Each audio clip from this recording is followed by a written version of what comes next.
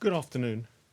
Before we get on to the press conference, I would like to update you on today's statistics. The total tests undertaken is 3,287. That means we've done 93 tests since the last update.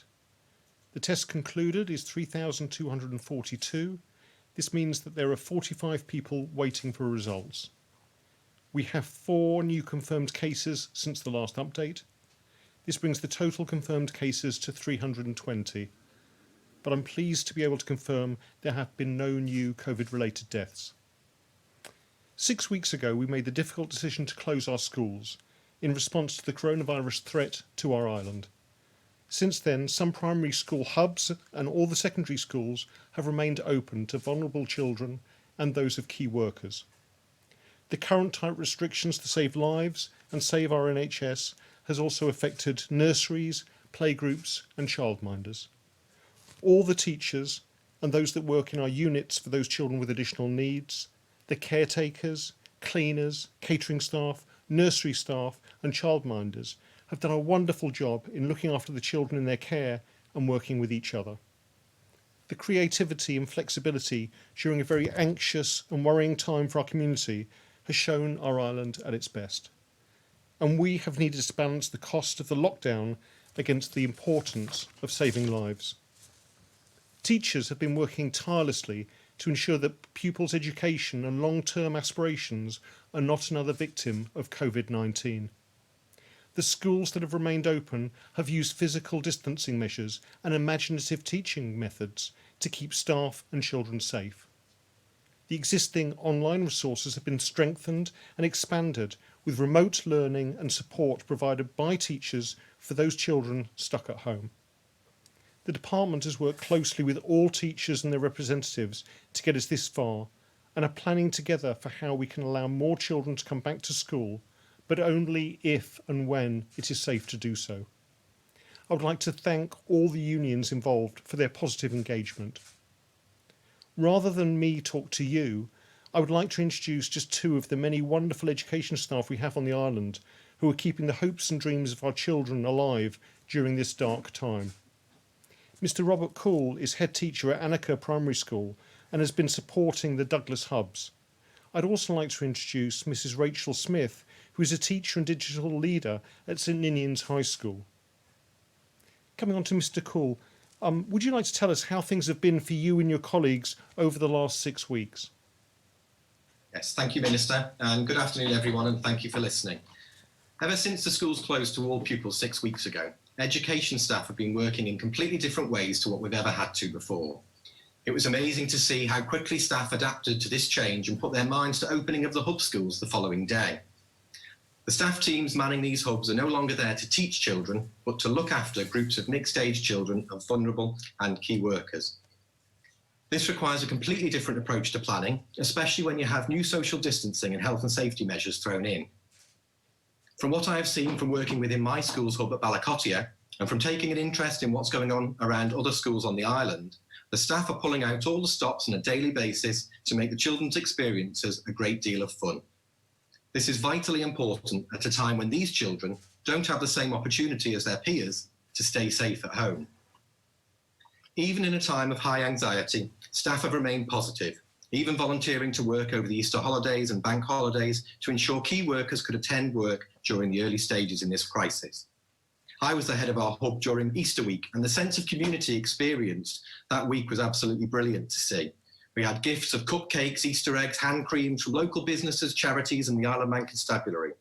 I know this has continued over recent weeks with other treats, and it's lovely that people recognise and appreciate the work our staff are doing and that key workers' children are getting that little boost at this worrying time.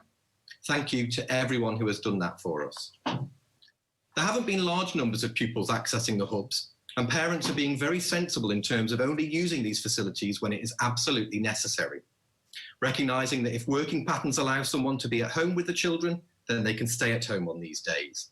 The message still remains to stay at home as much as you can. Parents, staff and pupils are all showing great commitment and willingness to act in the interests of the wider community at this difficult time. It's not just the teaching and support staff who have had to demonstrate this flexibility in their working.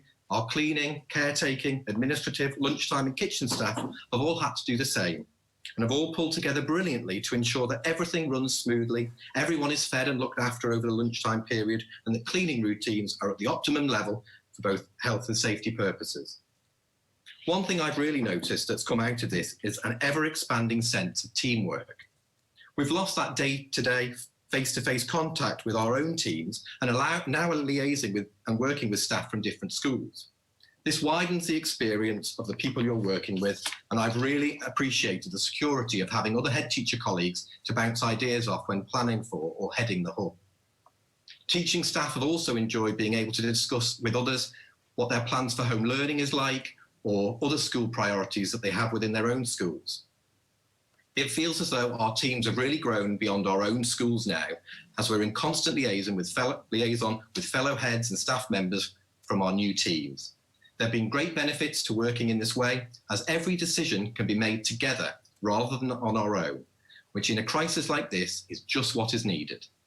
It's been lovely to work with a team of staff from different schools and to see how positive and committed they are to getting things right. These support networks that we have developed over the last 6 weeks are going to be invaluable in helping us to plan whatever the next steps are in terms of reopening schools, and to be able to review what we have learned from this lockdown period and to plan for the future. We all understand that this new way of working isn't going to change overnight.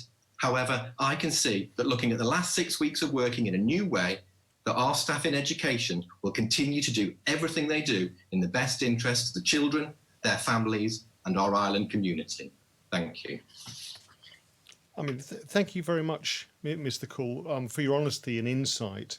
I think, as you say, teachers have been working together and looking forward to a new future and new ways. And I don't think some of us will ever go back to the old ways. We've learned new ways of working together and by doing things. I'd now like to invite Mrs. Smith to tell us a bit more about the online learning and how this has developed during the health emergency. Thank you, Minister. My role is to develop the use of the digital technologies at school and to use that to support and enhance teaching and learning. And as a school, at St Ninians, we've been working hard focusing on the process of teaching and learning throughout many years, and digital technologies have woven into that. So we were well placed to move online as a school because we had our own learning platform that we regularly used. Prior to enforced closures, I suppose like most of us, we were looking at what was happening in the rest of the world. And I'm really fortunate that I have a network of international educators that I know. And so we drew on some of the experiences of colleagues in China and Hong Kong, and we planned based on their experiences. And we planned our home learning policy about 3 weeks before we had enforced school closures. We took an audit of our students and what sort of connectivity they had at home and what sort of hardware they had at home. And if we felt that either of those two were weak, we invited them to join us in the hub, because St Ninians, of course, is a hub school as well. And if they didn't want to do that, we loaned them an iPad, and a number of our students have taken that option. In terms of our day-to-day practices at St Ninians, one of the things that we're really mindful of is having a healthy mind and having a healthy body. And so we structured all of our day around that premise. So we know that humans like structure, and young people particularly like structure and thrive on structure. So we've produced a structure, but we've also tried to be really flexible with our structure too. So our day runs a little bit like this. Teachers are online during their timetabled lessons. This provides security for our students because they know that no matter what they're doing, they can always find their teacher online when they would have a lesson with them. So no matter what, we will always be there for our students. And during that time, obviously, kids can ask questions and sort out problems with their work and what have you, even just have a little chat. It maintains contact. The students do not have to be online during their lessons. We don't know what a student's home life is like, and so that's where our flexibility comes in. Our teachers will be there, but our students don't necessarily have to be there. And at the start of every lesson, our teachers begin with what we call the roll call, which is just a chance to say, hi, who's in the lesson? Kids can respond, they speak to each other, they have a little chat, and then the lesson begins. It isn't a live lesson, the resources are there, and the teacher remains online. Tutor time is continuing, so school starts at 8:40 every morning. All of our tutors are online at 8:40 every day to greet our students, to say hi, to have a little chat. Certainly, I know that that's been lovely this week in my own tutor group. We've had a couple of birthdays this week, so it's been nice to be able to say to my tutees happy birthday, and it's been lovely for their peers to be able to say that to them as well. And it's maintained connectivity between the school and home, school and our students, and obviously it's provided some normality for our students too. In terms of parents, we've tried really hard to support our parents via our website, and I'd actually like to say thank you to all the parents of our community for really supporting our school in all of our endeavours as we've taken our school online and we've worked with remote learning. They really have got to grips with the rigours of home learning super quickly, and we would like to thank them for that. Out there on the internet, there's vast arrays of free apps and free this and education that, and it's really confusing for parents, I think, to find activities to supplement the learning that teachers are sending home. So what we've done is we've tried to distill those activities. We've picked the best ones. We've put them on a page on our website so that parents can actually go there and find activities both online and offline to support the learning of their children at home. And we put that out there before the Easter holidays because lockdown was a little bit tighter then, and we knew that actually some parents would really struggle to keep their kids entertained at home.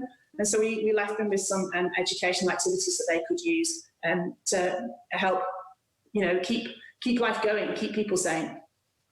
Of course, out of adversity, there's always negatives, but there's also positives too. And as a school, we're looking to the future. We hope that this time has really helped our students to build learning power. And what I really mean by that is that develop skills that we try and engender at school. So resilience, independence, resourcefulness. Those children have really had to draw upon those skills during this time. We hope that they return to school with those skills really strengthened and they become their superpowers. We also hope that creative tasks continue when we return to the classroom. We're seeing a lot of creative tasks online, a lot of larger project tasks, and we're hoping that they continue. We're also hoping that teachers continue to share their learning resources with their students on a regular basis, because we know that research tells us that if students review their work regularly, that helps to move their learning from short-term memory to long-term memory. So we hope that that continues too.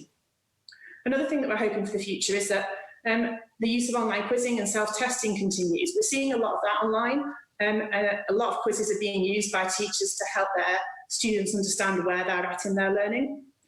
Students really like online quizzes because a lot of them are gamified, so they get to have power-ups and win points and all those sorts of things that students really absolutely love. But more importantly, actually, they get instant feedback so they know where they're right and they're wrong. And in terms of a teacher, they're brilliant because what it means is I can download those results and I can have a look at where the gaps in the knowledge are, where there are misconceptions, and that helps me with my planning going forward as a teacher, and I can sort of plug those gaps and help the kids move on in their learning.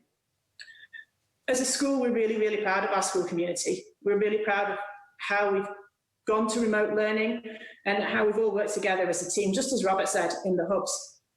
And it's just a really big thank you to them, because it's those people in the schools, everybody, down to support staff, caretaking staff, teachers, everybody pulled together to try and provide the best experience for our students. Thank you very much, Mrs. Smith. I'd like to thank both of you and all your colleagues for the time and dedication you've shown in supporting our community.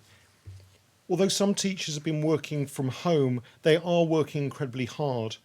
Although most exams have been cancelled, there is a huge amount of work to be done on predicted grades and coursework to ensure that students get the grades that they deserve. The department have been working closely with teachers and their unions throughout this difficult time to support the staff who support our children.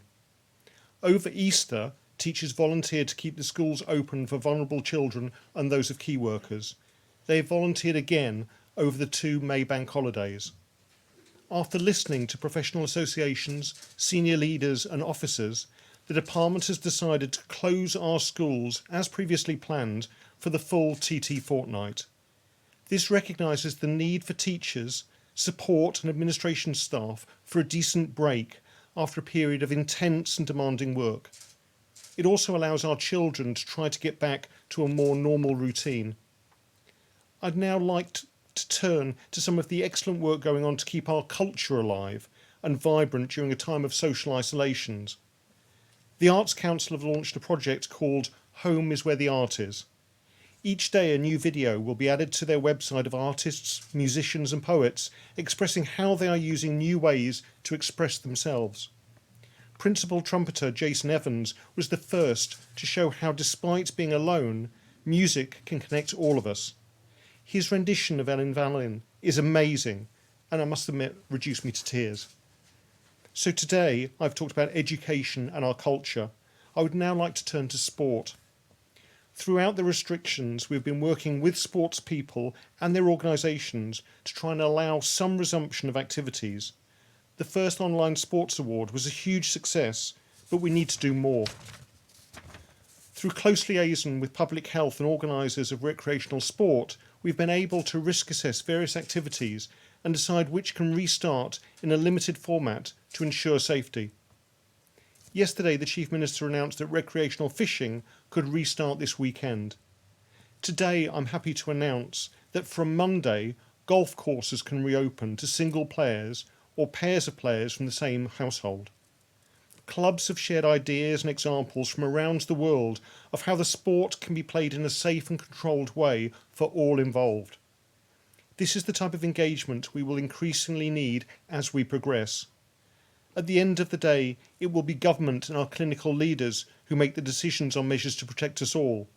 But it is the people in different sectors and industries who know how we can move towards a safe way for all our people. Over the coming weeks, we will continue to work with those involved with water sports, athletics, crown bowls, tennis, shooting and archery to see how we can work together to bring these sports back safely. We understand the value of education, sport and culture to our island and to our people. We know that it is important for people's well-being. Throughout this health emergency, we will work with teachers, unions, sportsmen and women and our musicians and artists to find a way out of the present restrictions. But we will do so in phased steps, on the best medical advice and always when safe to do so. The Council of Ministers has said on many occasions that they will not hesitate to bring back measures, if necessary, to preserve life. Thank you for your time today, and now I would like to turn to the press for any questions they have. I'd like to start with Tim Glover of Manx Radio. My Minister. Hello.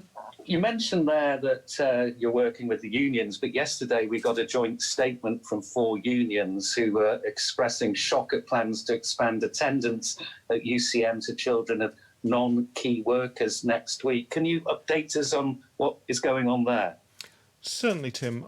It was an unfortunate misconception and part of, I suppose, the Manx rumour mill. There are no plans to expand the number of children going into UCM next week. What the principal there has been working very closely with are the teachers to do risk assessments so that when the time is right to bring some of those students back, it is done in a safe way. And that was communicated to the unions prior to them putting out their statement. We are really keen to work with all the unions and with all the teachers on this island to make sure that not only they are safe, but their students are safe. Now at UCM, at the moment, it is open for those vulnerable students and those of key workers. And we know that we have some exams coming up, some practical exams for those doing apprenticeships. And so what we are looking at is over the next few weeks, how we can manage to accommodate those so that those students' education isn't a victim of this coronavirus. But introducing more students into UCM will be part of a wider role of cross-education to make sure that when more students come back into school, it's done in a phased way, a gradual way, with consultation with all those involved. But paramount to that is the safety and well-being not only of staff but of the students. And the question on the hub schools, are you surprised at the low numbers? I think it's 4.5% of the total in primary schools and 1.3% in secondary schools. Is that what you expected, or is that slightly lower than you expected? I think what's happened is that parents have really taken on board the message that if your child doesn't have to be at school, keep them at home, keep them safe. As we go through this process, though, we will obviously be looking to increase the numbers of children who can come into school, whether they be from families in different sectors such as construction and trades and horticulture, and also then looking at those children who really need to be in schools, perhaps those children who aren't accessing online resources and need to come in for their educational purposes. The numbers have been small, but they've fluctuated over the course of weeks as people's shifts patterns have changed. But paramount now is to get a decent roadmap of how we can move together to increase the educational input to our pupils and students on the island. And this has to be done in a safe way. So the department are already working with public health in terms of things like physical distancing, staggering the school day, making sure that not everyone's arriving or leaving at the same time, so that we can try to reassure parents, because I think you're quite right. As we move forward over the coming weeks and months, we have to reassure parents and their children that coming to school is as safe as possible, both for them and the people working in that school. And this is an ongoing process with the right communication and the right backup from public health that I think we can achieve. Can I just ask Rob how many children he's got within his hub school, just by way of an example there, to back up what the minister is saying? Yeah, for the first week that I headed the hub, we had 10 to 11 children in, and this week we've gone up to, I'm heading the hub again on Monday, and I'm looking at figures of about 18 now, so it is increasing at the moment. But again, it's pushing that message over that if you can stay at home, please do stay at home. I'm in an unfortunate position where I have my own son and my wife is a key worker as well. So when I'm heading the hub, my son has to attend one of the hub schools at Onken School, and they do a brilliant job. And I'm confident in everything that they're doing there to keep my son safe within the school environment as well. Thank you very, very much. If I can move now on to Leanne Cook from 3FM. Good afternoon, Dr. Allenson. My first question is probably the question on everyone's lips. Do you have any idea when schools on Ireland might reopen? I know you probably don't know an exact date, but do you have any sort of timeline? There isn't a date.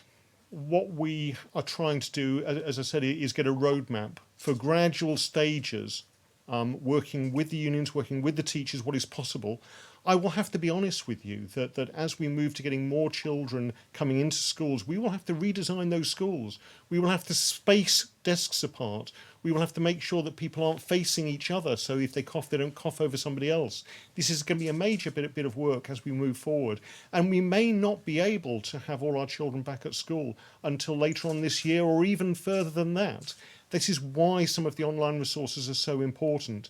The other aspect is that even when we have opened the doors wide, there will be those students who can't come back to school because of pre-existing conditions, or because they're afraid to do so. And again, that's why the work Mrs. Smith and her colleagues are doing in terms of online learning is so valuable. And also really important is there are those teachers who will not be able to come back into a school environment because of their own pre-existing conditions. And so we're working with them because they have got a huge amount of expertise, and they can be a really valuable resource in terms of supporting those children who still remain at home. I think after this pandemic, things will never be the same. We will move forward. We will be doing things in a different way. But certainly in terms of opening the schools, there is no agenda. We know where we need to get, but how we get there is going to be very gradual and in a stepwise approach. So if at any time the evidence shows that there are safety issues, or we see spikes in the number of cases in our community, we can halt, sort things out, test, contain, contact trace, and then move forward when it's safe to do so. Thank you. And my second question, this is actually a question from the public. When the schools do eventually reopen, if parents don't feel comfortable with resending their children into schools, will they be subject to any sort of penalty? Yeah, this is something we addressed right at the start. I think there is quite understandably a lot of fear and anxiety about large social gatherings, and schools are that in a nutshell. And it's very difficult sometimes, particularly with younger children, to get them to physical distance from each other. They naturally want to come together and hug each other. One of the first things we did as the state of emergency was announced was remove that mandatory obligation for parents to send their children to school. and we will continue with that because we understand the stresses that puts under parents. We will try to reassure them, and we will try to reassure them in every way, from the teachers through to the health department. But I think you're quite right. If a parent doesn't feel that their child can return to school, that's completely their assessment. What we need to do, though, is to support that and also support that family and that pupil at home. And as Mrs. Smith has been talking, has been saying, schools have been lending out IT equipment, and we're looking into those families who perhaps don't have access to the internet, how we can help them actually engage, but in a different way. Thank you.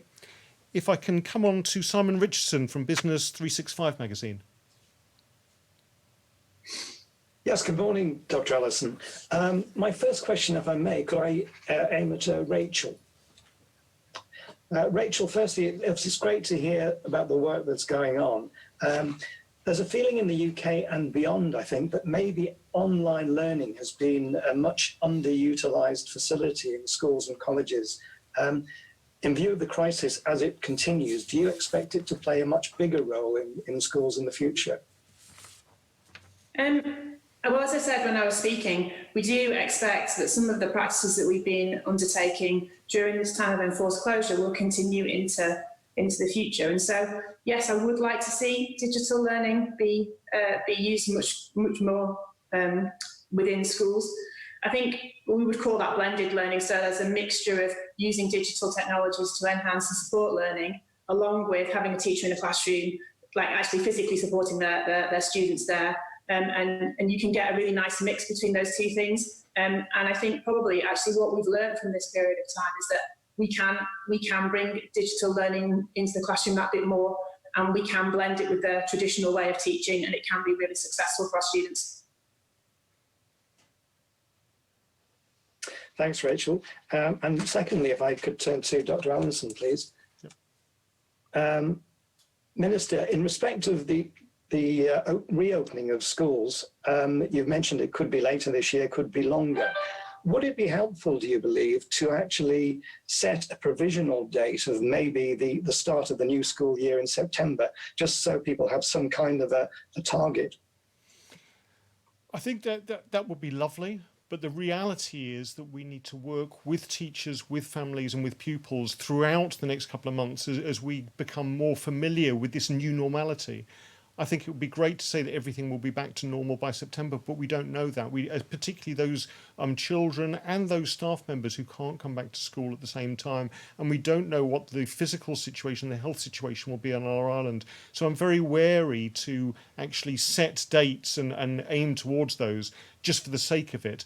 I think what we've said and what government have said is as we move out of what has been a very tight lockdown set of restrictions, we need to do this in a very phased way. I would love to say that things will be back to normal in September. The reality is we will have a new normal, and none of us know what that will be. However, what we can do is plan ahead by using new technologies, by using distance learning, by using that support for those people who can't come into schools to make sure that nobody's education is disadvantaged, and also to make sure that those pupils and students who have got to do assessments and exams get the grade they need then to move on to the next phase.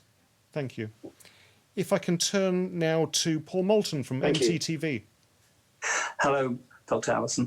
Before I ask questions, it's the usual bit. Can you break that 4 new cases down for us, please? Are they in a nursing home, in the community, yep. in public what? If I can say that they were all in the community, none of them are in a nursing home, and they're all people who are being managed in the community. Does that worry you then, that information? No, it shows that the virus is still here. People have been talking about eradicating the virus from our islands and getting rid of it completely, but that's incredibly difficult to do. I think what we will see is as we gradually modify some of the restrictions we've got, we will see sporadic cases happening. And the interesting thing is then doing the proper contact tracing to find out why. And sometimes there's a link. It may be somebody who's working with somebody else who's got it in the past. Other times it may be sporadic. And again, it's just trying to find out that sort of spider's web of connections we have in our society, how different people can get infected. So it doesn't worry me. It's being realistic. What perhaps worries me would be a sense of false complacency if we went through a whole week of no cases and everyone thought, oh, we've got rid of it, that's yesterday. yesterday. We need to live with this. We need to be able to manage this and move forward. So the fact that we're doing more testing, more focused testing, and we're finding cases, from my point of view, is a good thing, because then we can do the contact tracing, try to clamp down and stop it spreading further. Sorry, just on that, do you make a list of what they do? Like, are they construction workers or are they teachers or whatever? Do you know where the cluster could potentially come from? As a politician, no, but what we're doing in terms of the Isle of Man government is setting up a very, very good contact tracing system using the right data, but also medical intelligence to try to make those links together, to try to put together those jigsaw pieces that if somebody gets it, where did they get it from and where could they then spread it further? And it's by doing this really quite complicated work that we can hopefully confine the virus and then eventually deal with it and suppress it. And the real question I was coming to was, obviously we had this doctor making a video went very public. And I mean, you're in this unique position, you're in Coman, you're inside the tent, and you've got all the knowledge of a doctor. Did you agree with Coman on what they did? Or do you also feel that the doctor has a place to say that? And, obviously it's conflicting with what the advice you've given. Yeah, Dr. Rankin has completely the right to say what he feels, to express his fears. Now, I've spoken to Dr. Rankin, we've sent each other emails. He works at Meds, he often does night shifts, so he has a very different, perhaps, perspective of the medical situation on the Isle of Man compared with those GP partners who are working in their communities constantly, day and night. I think he obviously had fears in terms of reducing the restrictions and fears that might increase the spread of the virus. But as you've said, I'm in a slightly different position in that I can perhaps see a wider view. I can see not only the benefits of the restrictions that we brought in, but also the damages they've caused. We know that domestic violence and domestic abuse cases have gone up. We know that some children are socially isolated and are missing out on education. We know that people have lost their jobs. We know that people have sometimes had mental health illnesses because of these restrictions. So it's trying to get that balance right. And I think you can only get that balance right and make the right decisions with as much information as possible. So although in Coman we often have some quite heated discussions about the best way forward, we all agree that what we've brought in now is exactly the right thing to do, but we will actually review that on a regular basis every week to make sure that what we're doing is right for the time, look at the data, look at the number of cases, and then move forward when it's safe and possible to do so.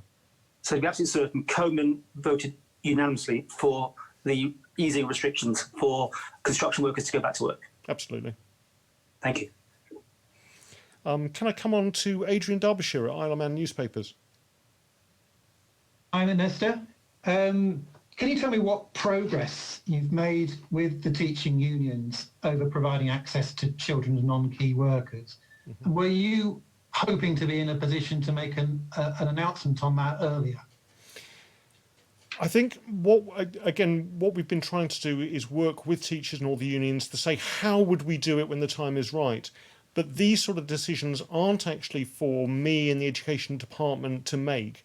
We have to see how it would be possible. And then really what we're waiting for is the medical advice that it's safe to do so. To be honest with you, yes, I would have loved to have opened up the schools a little bit early. I know that there are people out there who are actually getting quite frustrated and would like their children to be back at schools, but we will only do so when it is safe, both for those pupils and for their teachers and for the rest of the staff at the schools.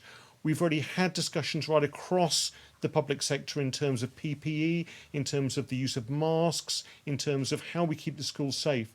But we will only start allowing more children back into the schools when it is safe to do so.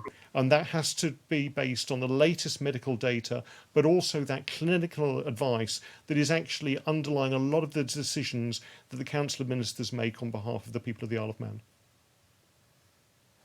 And do the reopening of the schools, does that feature in the 6-stage plan that's going to be unveiled by Chief Minister early next week? It does. I mean, schools obviously are an intrinsic part of our community and our society for lots of different ways. Education is so important, both to young people and to all of us.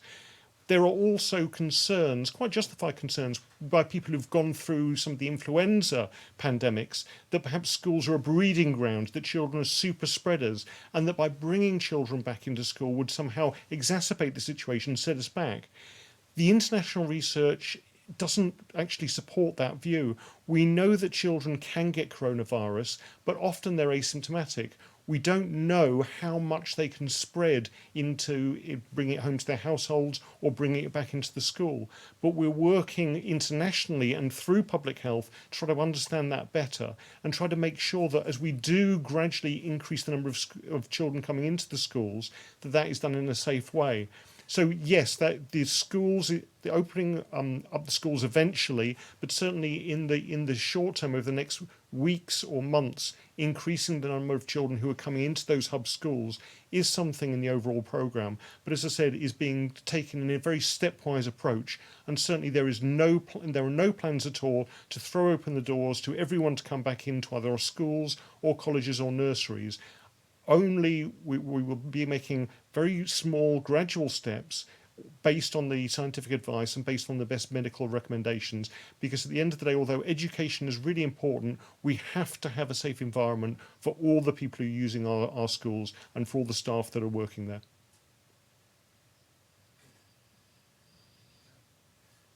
Did you have another question, Adrian? Yes, a question of about remote teaching. So we had an email in from a parent of a year 10 student at one of the high schools. I think they'd also forwarded this email to you, so you'd be aware of it. My son has logged on to Google Classroom every day to access work which has been set by his teacher. This work involves reading the work provided, researching and submission of work to his teachers. My main cause of concern is the lack of actual teaching. There is currently no online classes where the students can be taught by the teachers. Children are expected to teach themselves, which is very difficult if they don't understand the initial concepts. Chemistry, physics, maths, etc. is impossible for many children to learn without a teacher explaining and teaching first before they are expected to do the work. I imagine different rules apply to different age groups in different schools, but can you give me a response to that? Yes, certainly. I mean, I've responded to that parent, and also the head teacher has responded as well. I think what we've seen is we've always used online resources and remote teaching to help students. Now what we're trying to do is gear that up a huge amount in a very short period of time and with very little notice. So we are constantly learning and developing new techniques and doing things in different ways. As we go forward, though, what we need to do is work with teachers right across the board to try to make sure we have some common ideas and learn from other people's experiences. And perhaps, Mrs. Smith, you'd like to come in and say a little bit more about that, how we can structure people's time, because certainly in your school you're having roll calls, which other people perhaps aren't using at the moment. Yeah, certainly at our school we do have a roll call. Obviously you don't have to be in the roll call. You know, that's optional, and no student has to be in a lesson at any given time. In terms of live teaching, the issue for our school at this moment in time is that actually it's not very equitable. If you are online like we are all now in a Zoom lesson, it really uses a lot of high bandwidth. And so if you've not got great Wi-Fi, actually you can't access that lesson. Also, we don't understand what children's home lives are like, and to actually say, I need you to be in a lesson at 11 o'clock on Tuesday morning, for some students and for some parents, that would be really difficult and really stressful. And so what we've tried to do at St Ninians is that our staff are trying really hard to structure the learning with clear instructions, with voiced keynote and PowerPoint presentations, so that they can explain that learning to those students. They can send that as a video. We also use Google Classroom, and we can send that as videos via Google Classroom to our students, and they can access that learning when it suits them. They know that we're online during their timetabled lessons, so they can come to us during those times and get help with any issues or queries that they might have. And for the moment, for us, we find that to be the most equitable way forward. I understand that different schools have different contexts, and so they may feel that live teaching is a way forward for them. But for St Ninians at this moment in time, that's our view on it. Yeah, and Thank you very much, Mrs. Smith, for commenting on that. I think we're all learning from each other as we go through this process and all improving what we do. And some of the introduction of new technologies, such as Zoom, that I'd never even heard about until this started, I think has been very interesting for all of us. If I can turn to Tim Glover, I think you had another question. Yes, so there's lots of questions coming in, so I'll try and summarise them. Childcare for construction workers is one area that's being talked about. Financial support for students who can't access government money until the summer, and also a class and a year will have children of various abilities. Are you worried that those that are struggling naturally academically are going to get left behind? Yeah, I mean, to answer those questions one at a time. Again, obviously, we the council ministers and the government allowed more people to go back to work last week, and what we've seen is certainly in terms of the construction industry, the horticulture industry, some of the trades taking off now. To allow those children back in, we're not quite sure how many would come back in. It could be up to 1,000 children across the educational sector, and we need to manage that very carefully. So the council of ministers are meeting 3 times a week, but one of those meetings will be about the latest data and getting the clinical health recommendations as to whether it's now safe to allow more children to come back to school. So whilst we're working on a roadmap with teachers about how we would accommodate those children, it has to be done when it's safe to do so for everyone involved. In terms of the financial assistance for those university students who are perhaps back now but back in a bit of a surreal world, and certainly not the world that they expected. We've paid all the maintenance grants that were due for the 3rd term, whether they were at university or not. And we've also worked with Treasury in terms of support. The Treasury Minister made quite a clear statement that when their term time is officially finished, they will be eligible to apply for job seekers allowance if they want to and can go through that process, because a lot of these young people would normally start getting jobs. They aren't there at the moment, so we need to support them and make sure that they're safe and they're all right. And again, I think you make the very good point about making sure that people aren't left behind in all this. And I think that's one of the concerns of a lot of the teachers I've spoken to, that whilst they may be interacting with certain students and they're being online and they're talking to them, there are a small cohort that are missing out, that they're not able to contact. And so as part of the introduction of more children to school, we really want to use that teaching prowess, that intelligence, to try to get some of those children who might be struggling back into the school for their education's sake. Leanne, I think you had a question. Yeah, I just have one further question, just for clarity. You said before that schools will be closed over the TT fortnight. Will this closure extend to children of key workers, or will they still be able to attend? Yeah. At the moment, our plan is to close the schools completely, to try to give people a break, a rest from this. The last 6 weeks have been brutal. People have had to adapt very, very quickly. And we know that most people have got different ways of dealing with childcare, particularly over what was a planned holiday. We need to give those key worker children a bit of a rest. They haven't had bank holidays. They've been at school all the time. And we certainly need to give the people who work in schools, particularly teachers, a bit of breathing space to try to surface for air and try to then plan for then resumption of the classes that they're doing. And as I said, we will then hopefully around the TT period know what the health situation is on the island and whether we can try increasing the number of children who are coming into our hub schools. Paul, I think you had another question.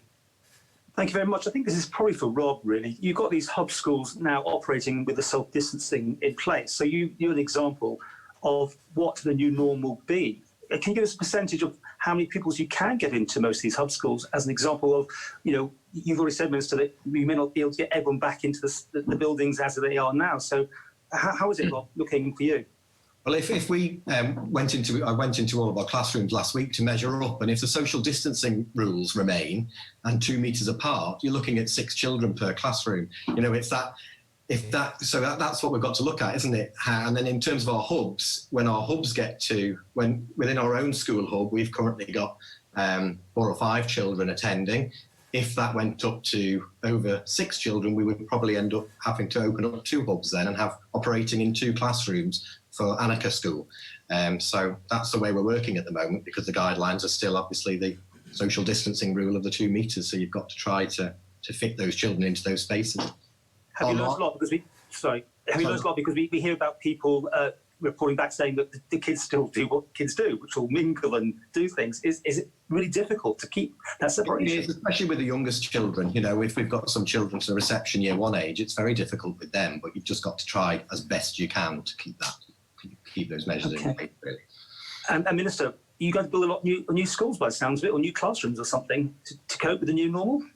We have got some very good plans in terms of expanding the school's position on provision on the Isle of Man.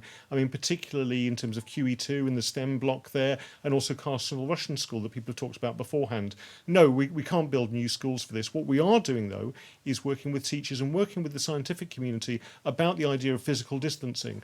We're using 2 metres at the moment in the United Kingdom, and we've adopted it on the Isle of Man as a provisional first guidance. But certain other countries are doing different measures, whether it's a metre or a metre and a half, and we need to learn from those experiences. Mr. Cool, if I can come back to you. Yeah, just for example, you know, one of our largest classes is 27 pupils, which would be 29, 2 members of staff, 27 pupils in one classroom that could essentially fit those 6 pupils in. But the way the hubs work is that we organise them in sort of family groups. So we're not going to go into a classroom opening up to 27 pupils, potentially 90 people. You know, one person with symptoms or something, potentially that's opening up to, 27 households, 29 households. So actually, we need to see, don't we, how it works. Keep those children in those family groups so that you're not opening up to a wider range of people within the community. Yeah. And I think this shows the flexibility that teachers are employing. I mean, as we move forward, we're going to have to adjust some of the guidelines that we've got based on the best medical advice and the practicalities. I mean, for instance, there are certain schools where the corridors aren't 2 metres wide. And so we might need to have one-way systems, as you do in some supermarkets where the aisles aren't wide. But working together and by planning ahead, we can get to this situation and hopefully move forward. What I'd like to do is thank you very much for your questions, and again thank Mr. Cool and Mrs. Smith for their time today and letting us know how challenging it can be to teach. Can I just also quickly give a happy birthday to Anna Corlett, a teacher at Braddon School, from her sons Michael, James and Justin, because this conversation has all been about teachers, but also keeping their morale up, because they've been going through an extremely difficult time, both as professionals but also often as parents as well. I have 3 shout-outs for local heroes today. First, we've had 3 nominations from our educators for the Government Technology Service. Here are some of the comments. The team at GTS have got the island's teachers and our pupils all up and running with online learning, as well as handling all the teething problems with such patience. Thank you. Another one reads, it has taken a huge effort to get our children's remote learning up and running. Jeanette has been my hero for the last month, working long hours to get us up and answering all our inquiries. And thirdly, everyone I spoke to at GTS, especially Adam, were legends.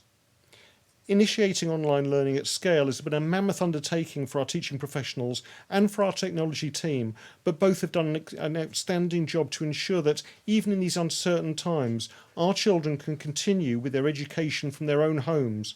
Thank you. Secondly, across our islands, this emergency has shown the strengths and generosity of our people and communities. A new initiative has just been launched to support the Manx Solidarity Fund and the Isle of Man Food Bank. The Give a Coffee Yesser campaign asks people to donate money which they would normally be spending on coffee. It's kindly supported by the coffee shops of the Isle of Man, including the big franchise brands, and every pound donated during May at yesser.im will be matched funded up to a total of £25,000 by the Z Zurich Foundation, a private foundation funded by Zurich Insurance Group. And last but not least, the final shout-out is a very special one. Elizabeth Kissack at Castleview Nursing Home in Peel is celebrating her 104th birthday today. Elizabeth is celebrating at Castleview with her friends and staff.